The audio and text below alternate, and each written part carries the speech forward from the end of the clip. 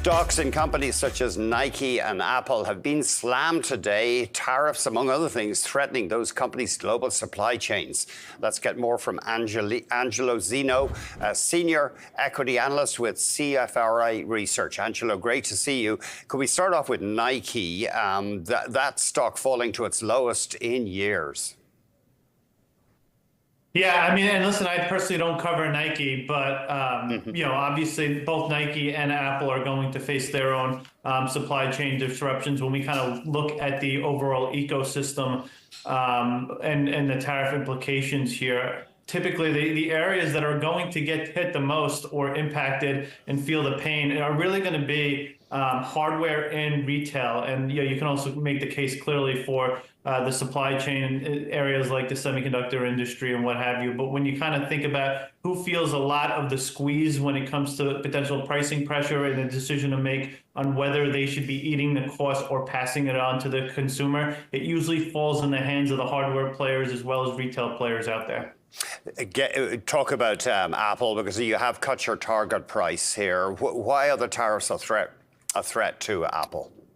Yeah, I mean, listen, I think Apple, going into this, I'd say most people thought that Apple was best positioned out there across to handle higher tariffs out there. And the biggest reason for that is, one, who they cater to in terms of a more affluent consumer base out there. Two, the relationship that they have with the administration, the massive amount of investments that they're making here in the U.S. and the potential for them to eventually get an exemption.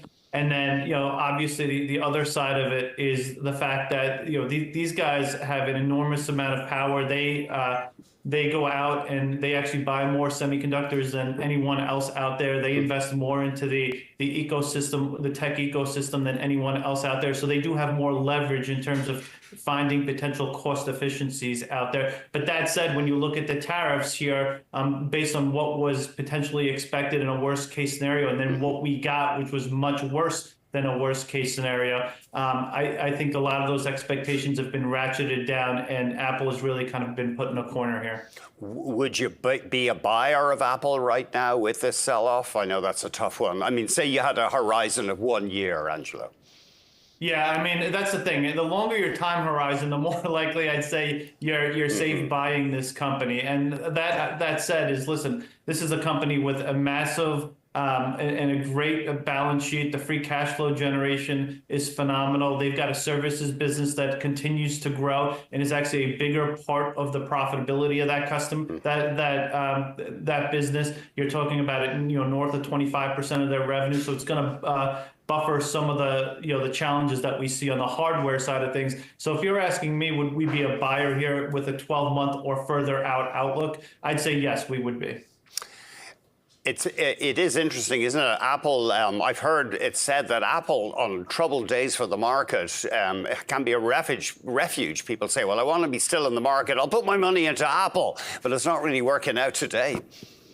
Yeah, no, it's not. And it's rightfully so. I mean, again, you kind of think about the areas that are going to get hit the most. It is going to be hardware. It's going to be retail. And again, on the semi side of things. But when you specifically look at the tech ecosystem out there, for the most part, most of the supply chain out there will do everything they can to really push the costs out to kind of the next layer. And historically, where you see kind of the most pressure really is on the pricing side of things, on the cost side of things, is on the tech hardware side of things. So it'll be interesting to kind of see how Apple approaches this in terms of what they do on the pricing side of things, and what they do in terms of digesting some of the costs out there. Because when you look at the tariffs that are being implemented, if this sticks, right, Apple cannot possibly pass all of these higher costs to the consumer, because it would be extremely negative to the volume of their business. We expect them to hold off on any type of major price increases until this fall, and until we kind of get better clarity on the tariff side of things. But once we do see the iPhone 17 launch this fall, if these tariffs do stick, we do see the potential for them to increase prices by as much as $100. Now, that said, most consumers out there do make payments on iPhones on an installed basis. So that wouldn't be a huge cost increase for consumers, because most consumers would only see about a $3 to $4 increase in terms of their monthly payments. So Apple, again, they have a better ability to pass higher costs out there to the consumer. But when we're talking about the magnitude of these increases right now, there's no way that they're going to be able to pass all these costs out there to the consumer. Now, I know this is another impossible, or very difficult question to answer, but I mean, Apple is an iconic US company in the sense that America has managed to alienate a lot of trading partners. Could there be a consumer backlash against Apple, do you think?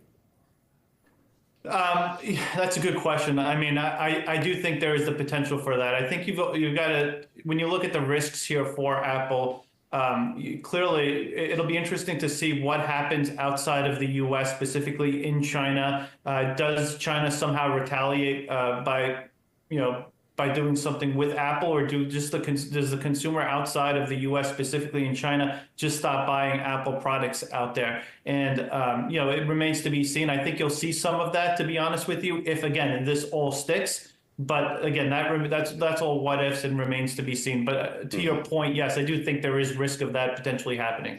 Angelo, thank you very much indeed. All right, thanks for having me. Angelo Zino,